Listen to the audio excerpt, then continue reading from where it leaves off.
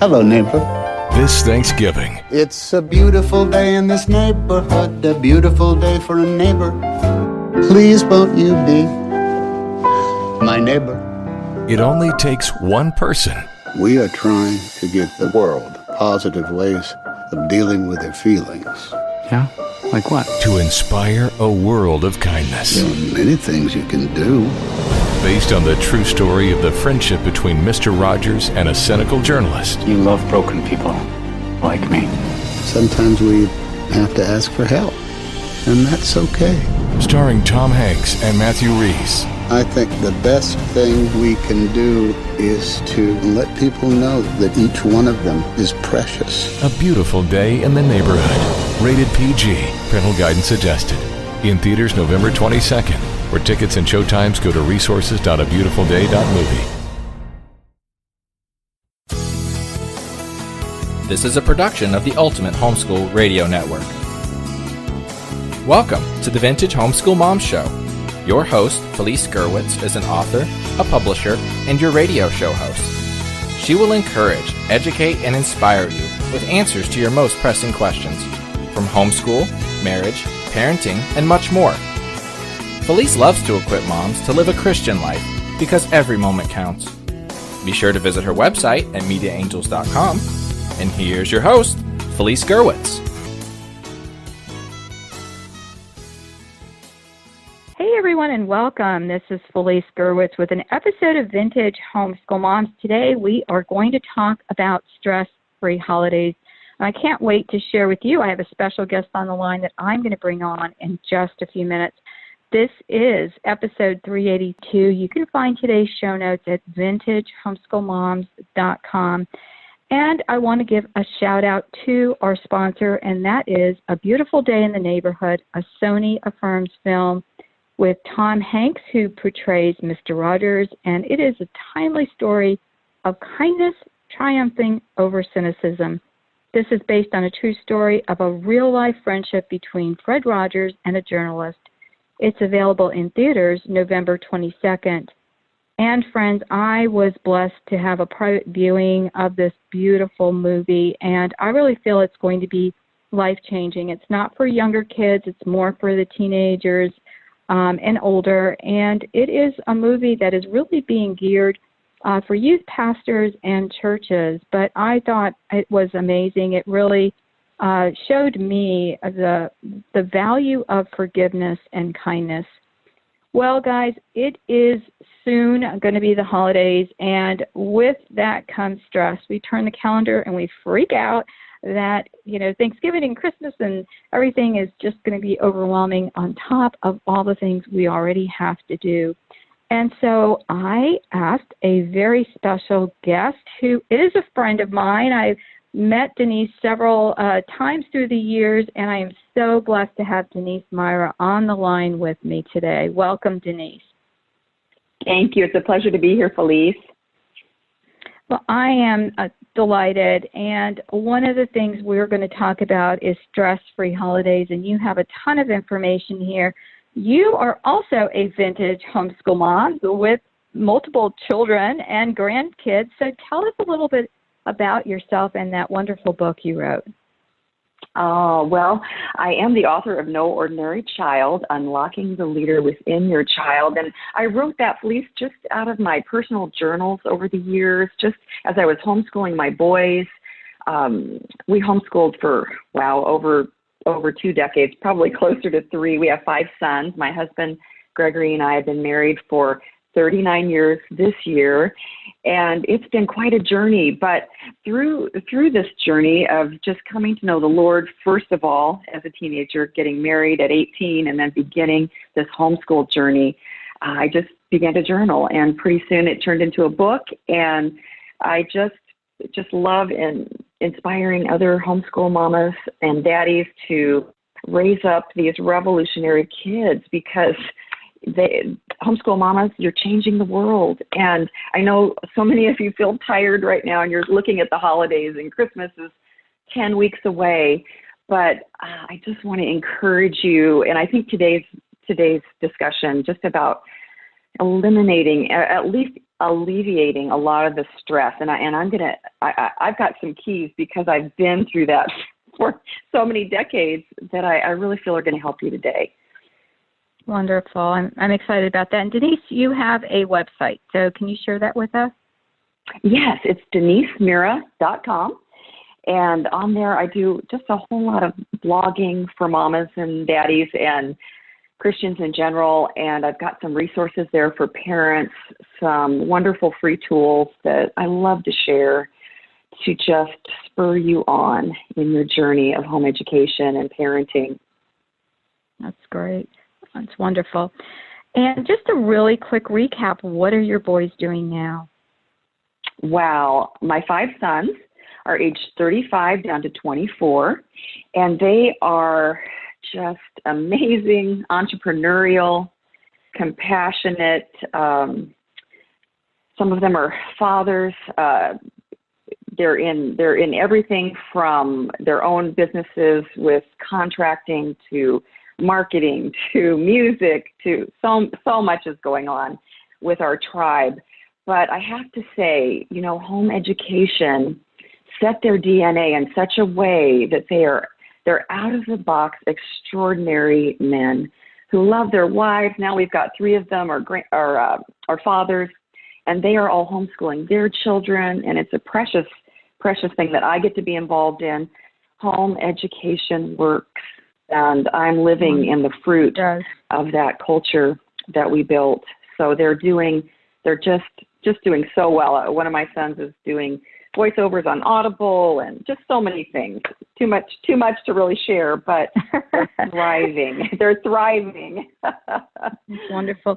Well, that's why I wanted to introduce you to my audience, because it's not often, especially when you're in the middle of changing diapers, and then you've got one who's trying to get into the pantry and get a snack, and then you've got someone else who needs help with math. And so all of these things are going on simultaneously, and you're wondering, is it worth it? I could be putting my kids in daycare or, in school, and what about the neighbors who are doing this? And all these people are asking questions about, how can you do it?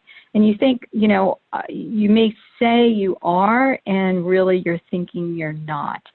And so, Denise, you and I have been through it. Our kids, my youngest is 19, and my oldest is, 30, I think a little bit older than yours. How old's Neil? 39, I have to think, around 39, or he's going to be 39. And so, wow.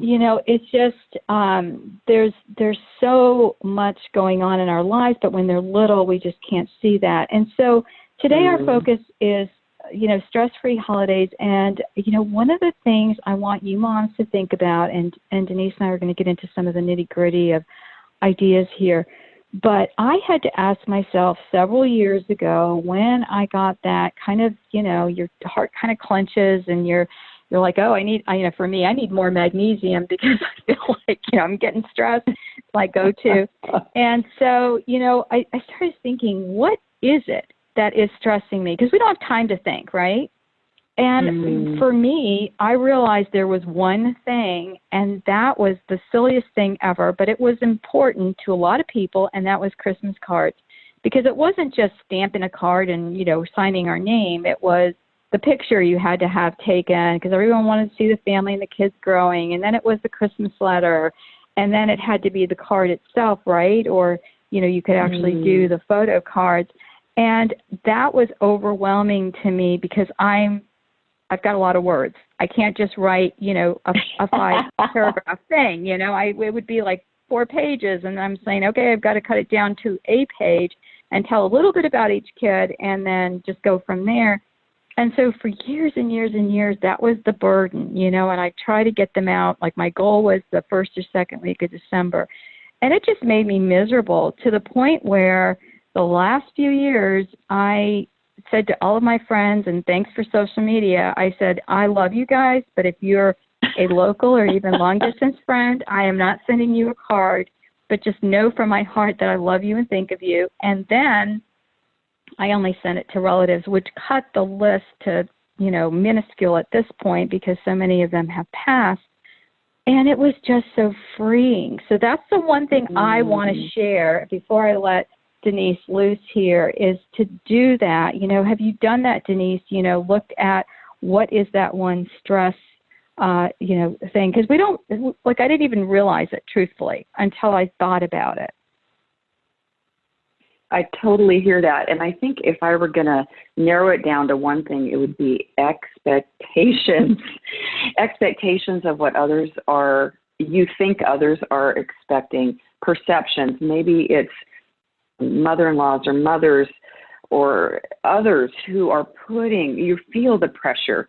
And I think it's a constant thing, especially as a homeschool parent, that we've got to filter. And that was wisdom. You're looking at, where is this? God calls us to peace, to live in peace, not anxiety and overwhelm. And yet overwhelm is I can do overwhelm in a second, because we aren't just living day-to-day lives. We're revolutionaries changing the world here. We are forces of impact in our homes. And now we feel like sometimes, frumpy housewives, that we're half-dressed, we're in our jammies till 3, we're working hard, but I think we can just begin to reflect a negative thing upon ourselves. It's just such a lie from the enemy. And so it's like an inventory I have to take every day. Where's my heart? Am I at peace? Where's this anxiety coming from? So many times it's wrong perceptions and expectations that either someone else I feel is pressing on me, or I'm just creating in my own head due to social media or so many books I'm reading, or information coming at me all the time. And that's where we're at. We're in such an information world. It's so noisy and oppressive if we let it be. We have to turn off those voices and get to the root. And you did that. And for me, I had to do that regularly as well, because like you said, you're always wondering, am I crippling my kids? Am I teaching enough? Did I get that right? Oh, they have holes in their socks. Oh, the kitchen floor is sticky again. I mean, it's all these things that create the overwhelm that wants to suppress us. We have to break out of that and ask God to help us identify the source. Now that's amazing. And so I happen to have, your key points in front of me. So we're going to start with the first one, and that is your budget. Why is that important to stress-free holidays? That is such a key to stress-free every day. I don't know if you know that it is a fact that families in the United States of America are typically spending 1/3 more than they're even bringing in. So some of our listeners, maybe many of our listeners, are in that boat. And what do we can connect the dots back to expectations in our culture. I mean, when I was homeschooling, there were years I could hardly pay for books. I mean, we lived on a shoestring budget, but I never felt poor because I didn't have my head in that stuff. I really just continually hung my plumb line of God's word over my heart about what we needed to have or what we didn't need to have. And at the end of the day, we need to have a budget for our spending, and especially now that the holidays are coming. Mamas, don't let Black Friday create a Black New Year for you, because it's not just this end-all, one big day of the year, Johnny's Perfect Christmas. All the commercials will make it look that way. Yeah, I mean, I'm sitting here myself. I've got 5 adult sons. I would love to buy them each a pair of AirPods and a brand new Bose speaker, and it goes on and on. And Costco's got the best prices, but even at Costco, you can go broke. Don't let Christmas spending destroy your New Year. I don't think a lot of women understand the pressure their men feel about money. They're wired that way to provide for us. And, we bounce around on Amazon, and before you know it, your Visa bill is through the roof. And everything's wrapped pretty. And, I've got friends who have Christmas trees in every room. But at the end of the day, let's put down the names of the people we really, really care about and want to bless, want to share. Because, God so loved that he gave, and we love and we want to give. But the budget doesn't have to be. I have friends that, it's $1,000 a kid. We could never do that. And so important, make a checklist right now and really add that up, because it adds up before you know it. And then you feel that pinch. And as soon as all the paper's laying around the tree, your depression sets in. And then you've got to deal with that cloud for another 12 months while you pay those bills. So that is such a key. It doesn't sound spiritual, but it is so powerful if you embrace that and just really, and run it by your husband. I'm all about walking with my husband, in these things. That's wonderful. And, with us, too, we have such an extended family that comes and visits. My husband has 4 sisters, and I have, 2 brothers. And so by the time you add all the kids everyone has and everything, so there are some things that we've done as well that this year we're finally implementing because we have even more family coming in. And that is, and this is so funny, my 21-year-old got together with her 22-year-old cousin who is now in the workforce, and my daughter's still finishing her senior year of college. And they got together this summer and decided we needed to choose different people to buy a present for instead of trying to buy for everyone, which I thought was hilarious. And then, of course, I'm the peacemaker in the family, so they approached me and said, now you sell this to the family. So it's like, okay, we'll do this. And so everyone was pretty open to doing that. So it's going to be, it's going to be a little bit different. And then also we bundle kids. My daughter has 8, God bless her, and they're just adorable. And so we're bundling kids. We're doing, things like a set of something for the boys and also, for the girls. And so it just really cuts down. And then we're cutting out some of the people like my younger kids who don't have jobs. And, and they have to be careful of their money and their budget because they have worked and saved, and that budget is what they use for their expenses at school. And so, currently they're not working. They have scholarships in sports, and that's their job right now. And so, keeping their grades up. And so, we're not going to even have them exchange with the little ones. And so, they're actually going to probably do a family present. So there are some things you can do to keep that budget down, especially in large families. And I especially love your second point, and, that is telling your adult children not to buy you anything for Christmas. So how does that go over with your family? My husband and I have really built a culture, and the way we live each day and the way you mamas are living each day with your children, your husband, you're building a culture by the choices you make. And we are living in a culture now that's really not a big gift-giving culture. And so we've just, for years, have said, guys, because everything you're saying right now, Felice, these kids, they have a lot of expenses. They really do, whether it's college or my kids are entrepreneurs. They're constantly needing to buy new recording equipment and computer stuff and apps and texts, and they've got rent here is one of the highest in the nation. I mean, we could go on and on about expenses, but so we just say, guys, it's not about gifts. You're our gift. We want you to be, we want your presence. We want love. We want everybody. Let's make it about having a really yummy meal or, fabulous food and just enjoying each other. I mean, we just had a birthday celebration for my husband. Nobody walked in the door with a gift. Now that might sound really cold, but it's not, because a month ago, my oldest walked in with a brand new pair of these amazing Nike jog pants he found on sale for Daddy. And it's more of a year-round gift-giving organically. And so just by saying, guys, don't get us anything. Now, sometimes they do, and that's okay. And we always get our kids gifts. We do. And we love buying the grandkids gifts. But there is a budget.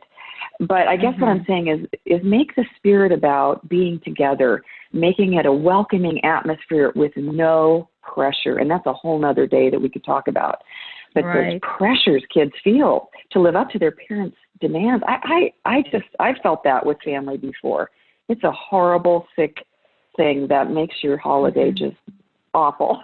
So build that culture. And that's it. That's everybody they really cooperate about that, and it lightens their load. They have kids and they've got friends and so anyway. And when they're younger, the great thing that you can do with them is have them make gifts, because the little ones come over here, and I love it because I will do different things with them, like I will do science day, or we'll do craft day, because my daughter was really cute when she first had her own little ones, and she said, "Mom, did you help me with my crafts? I thought I was really good at this, but they're horrible." And I always ask the kids, "Can I help you?" I don't just, bulge in there and take it over. Anyway, so she's like, you do the crafts. She likes to sew. So, Tina sews, I do crafts with the kids. But we would come up with great ideas, and I've done podcasts on these topics too. It's like gifts you can make with your kids, like bath salts. I love my soak in the bath. So you could take some essential oils and make bath salts. Just don't put color in them. The kids decided to gift me with some color bath water, and so I actually didn't use it because it was blue. I didn't want to walk out looking like a Smurf. I can't even say it. But you're going to get these things. But anyway, like the handprint on the little ashtray and things like that. And the really good news is, the longer time you live, as you know this, Denise, things break. So you need another one. Like I need a little earring, handprint, little clay thing. And so, again, there are so many things the kids can make that are so much more precious than anything they can buy. And that, my little grandkids are entrepreneurs, and my one always wants me to set up an Etsy store for her.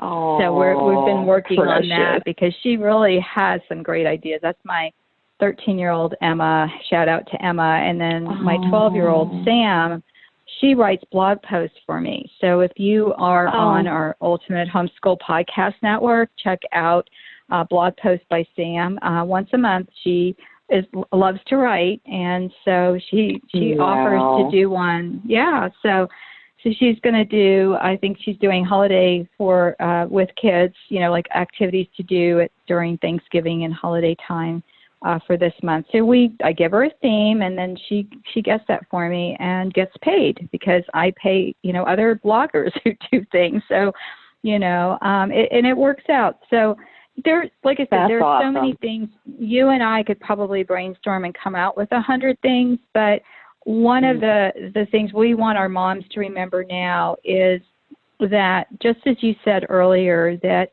the only pressure, and sometimes we put that pressure on ourselves. You are a perfectionist. I do remember that about you, Denise, and I am not. But we also have to balance that, with, like you said, expectations, which I think was so important, that we need to hear that. The only expectation you have is, with your spouse and your Lord, and everything else will fall into place.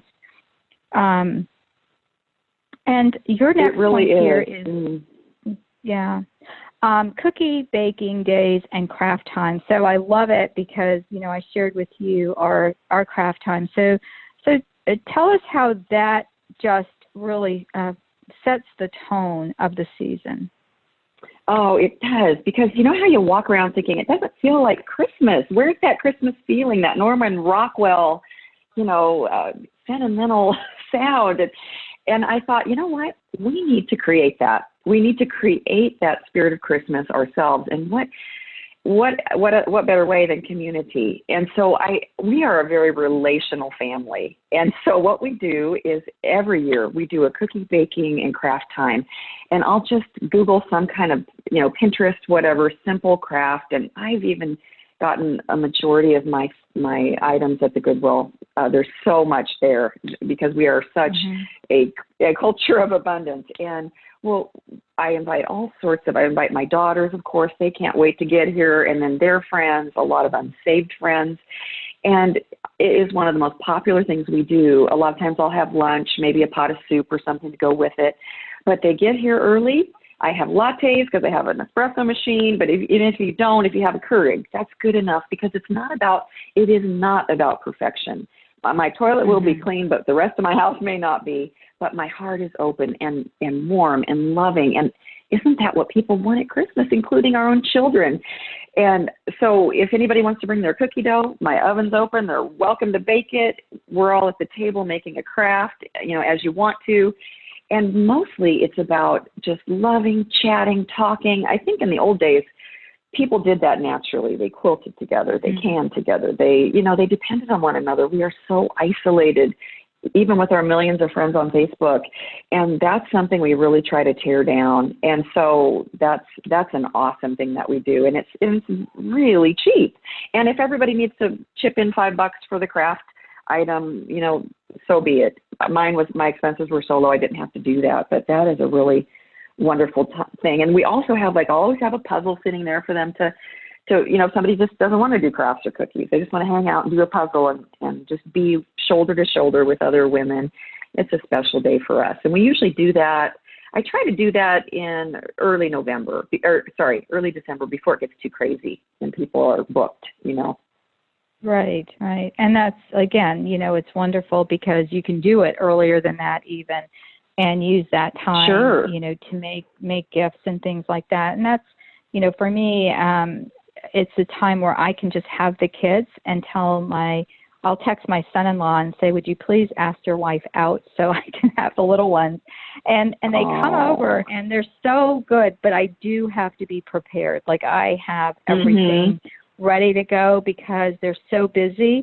And, that they're just, some of them are very determined.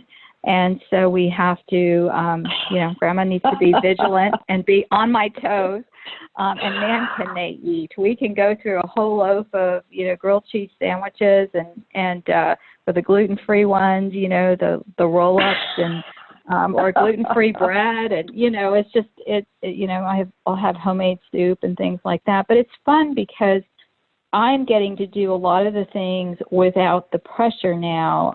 So moms, that is coming at some point, someday down the road, because I don't have to worry about, we don't have time for crafts because I've got to get school done, or we've got evaluations, or we have to, put everything on our checkoff list. And we did count a lot of these things for art and for school. So, even if the kids are doing something that is a craft, a lot of times, we'd be very, very creative sometimes. It might cross some, different academic lines, but it worked. And I really love the idea of your puzzle because I ended up giving my grandson, whose birthday is in October, a big puzzle that we're excited to all help put together. And people don't do that anymore. It just seems like, they just want to be connected. And there's so many streaming apps and everything where it takes away from that talking. And I just love that. But, something that I do love about you, Denise, is that you, even when I met you years ago, you always open your heart to others. And, one of your points here is that we never have a family-only Christmas. So I have another friend that I call Mother Teresa because she's like that. She'll open up her home. One time I was at her house and this young man came and I looked at him and I said, didn't I meet you yesterday when you delivered pizza? I mean, the pizza guy lived with them, They had opened their home to this young man who is now an adult, and my friend was sharing with me how great he's doing. Her husband's a pastor, and they have a church. But it's just so I would always call her Mother Teresa because she always opened her home. And you're my next Mother Teresa because you are like that as well. So tell me, a little bit, first of all, how did you get to that point? Where you that's our home usually year round. There's people that come to Florida and stay with us, but just how did that happen with you and your family? I think I wasn't raised in a culture of that. I wasn't raised in a Christian home per se. So it was always we only saw our relatives really at holidays. It was very closed. If you invited anybody extra, eyeballs would open. And when I came to know Jesus, Jesus is all inclusive. His arms are open. And my husband and I, oh my goodness, we pastored churches for decades. And our hearts are always drawn to the lonely, and they're lonely everywhere. There are military guys and gals. There are just loners. Just so many of these millennial kids are isolated and maybe not on Facebook, but alone. And so consequently, all our boys, we have 5 boys, they would be in basketball and all sorts of things, music, whatever, and they would have friends, and they'd say, Mama, can we bring them for lunch? And I'd be, of course, there's always room at the table. Now, a lot of people say, Denise, you have the gift of hospitality, but that is not true. Every time and so you can't excuse that you don't have the gift of hospitality. You just have to let your guard down, not be a perfectionist about, how many you're going to have to feed, and expect that soup's going to stretch, and trust God, because I guess it's just the Spirit of Christ in us that wants to do that. And I think sometimes we think, well, that's odd. We don't really know him. We just met him at the store. And, it's kind of a scary world we live in. So we have to trust our spirits. But, we've never had an issue where we invited the wrong person. God leads us. And so consequently now, all the boys will say, hey, Mama, they'll text me, do you care if so-and-so comes? Do you care if so-and-so comes? And all the kids bring extra food and extra drinks, and they're so generous, actually to a fault probably. And we just pool our resources. And we do that, especially on Christmas Eve and then through these various holiday gatherings. We do reserve Christmas morning or Christmas evening. We do reserve a time where we can just be us. That's even really hard because we've got roommates, and even last year we had the roommates join us, and they've just become part of us. There's a lot of orphans out there that need surrogate parents in essence, and so sometimes it's a brief period of time, maybe it's years, but I just want to encourage you. It explodes Christmas in a whole new way. It gets your eyes off yourself, and it makes you stretch your resources, and it changes your kids, because now my kids host. They have strays all the time. They have orphans all the time. It has been, once again, a DNA that's built a culture, and now they're all hosting. And they're like, well, I need to have so many people. I guess I better have my own thing, So just go by faith and trust God to stretch the soup and the bread. And I used to have to whisper to my kids, don't take too much the first way through the line, because we have to feed, 10 more people. And, and so that got in their spirits and hearts. And so I'm telling you what, you're changing the world, mamas, as you do these little things that seem so little and insignificant. You are developing leaders in those little ones around you that are going to take over. I always call it the best multi-level marketing scheme in the earth, is raising kids to be ambassadors of Christ, to do the work of the ministry, and just as they are in their own lives, whether they're recording music or whatever. And I can't get off on a tangent here, but I'm just saying that has been a key to our home. And it's made happier kids and more generous kids. And we relate to each other in a very healthy way because of just that one thing of opening our home. I used to feel like we were an Airbnb without money. I mean, we just had people sleeping on our couches and beds for decades. And yet it has borne such good fruit in my adult sons and their wives as well. We're a team. That's wonderful. That's wonderful. Yeah, and, it reminds me of 2 stories. One, my co-author in the Creation Science series that we did through Media Angels, and that was Jill Whitlock. She and her family would go to a soup kitchen every Thanksgiving and help serve, and same thing with Christmas. They didn't have a lot of extended family, and so she wanted to be an example for her kids.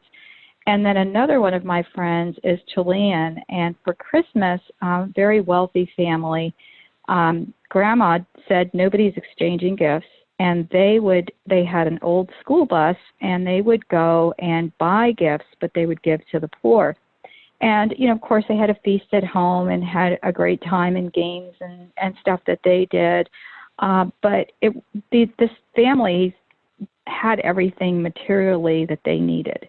And this grandmother was very wise and knew that giving them more things wasn't going to show them the spirit of love that is, God.